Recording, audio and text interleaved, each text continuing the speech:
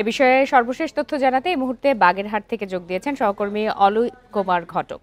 Olive Kumar, বাগেরহাটে সংসদীয় আসন বহাল রাখার দাবিতে সকাল থেকে বিকাল 4টা পর্যন্ত এই মহাসড়ক অবরোধ কর্মসূচি পালন করা হয়।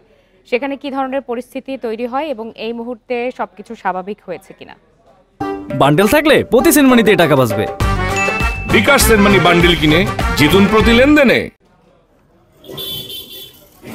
দেখুন, বাগেরহাট একটি ঐতিহ্যবাহী জেলা। এই বাগেরহাটে কিন্তু 4টি আসন।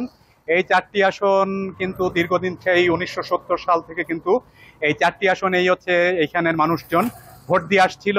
তো এখানে আপনার যেদিন হচ্ছে আপনার নির্বাচন কমিশন এই বাগেরহাটের একটি আসনকে ভেঙে অন্য দুটি আসনের সাথে সংযুক্ত করে দেয়, তারপর থেকেই কিন্তু এইখানের বিশেষ করে বিএনপি, জামাত, এনসিপি সবাই কিন্তু বিক্ষুব্ধ হয়ে ওঠে এবং তারা কিন্তু আন্দোলন শুরু করে। এবং প্রথম দিন থেকেই কিন্তু এখানে বিক্ষোভ সমাবেশ হয় এবং এরপরে কিন্তু ধারাবাহিকভাবে তারা কিন্তু বেশ কিছুদিন আন্দোলন সংগ্রাম চালিয়ে আসছিল এবং তারা বলছিল যে কোনো অবস্থাতেই বাগেরহাটের এই আসনটিকে কেটে নেওয়া যাবে না। কারণ হচ্ছে এইখানের মানুষের, বিশেষ করে বাগেরহাটে কিন্তু ওই মোংলা সমুদ্র বন্দর রয়েছে এবং এখানে ইপিজেড রয়েছে, বিশ্ব ঐতিহ্য সুন্দরবন রয়েছে। তা সব মিলিয়ে হচ্ছে বাগেরহাটের একটা ঐতিহ্য আছে।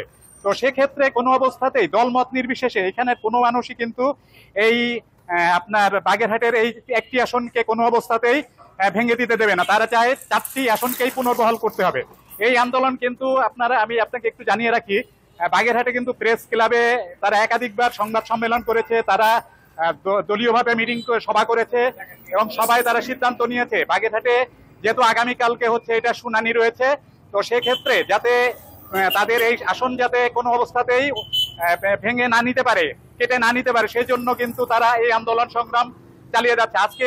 আজকের যদি বাগেরহাটের পরিস্থিতি আপনাকে বর্ণনা করি, বাগেরহাটে কিন্তু সকাল থেকে 9টা থেকেই কিন্তু সারা জায়গায় রাস্তায় রাস্তায় ব্যারিকেড দিয়ে স্বতঃস্ফূর্তভাবে সব রাজনৈতিক দল কিন্তু সভা সমাবেশ করেছে, পিকেটিং করেছে এবং কোনো অবস্থাতেই একটা রিক্সা কিংবা মোটরসাইকেলও কিন্তু চলাচল করতে দেয়নি। এতে কিন্তু সাধারণ মানুষের ভোগান্তি বেড়েছিল, বিশেষ করে যারা রোগী ছিল এবং দূর দূরান্তে কাজ ছিল তারা কিন্তু যেতে কিন্তু তারা পথে পথে বাধা পেয়েছে, তারা কিন্তু বিরাট ভোগান্তিতে পড়েছে। কিন্তু তারা একটা কথা বলেছে যে এই আন্দোলনের সাথে তারা একমত, কেননা এই দাবি তাদের প্রাণের দাবি। কোনো অবস্থাতেই বাগেরহাটের এই আসনটিকে তারা হারাতে চায় না।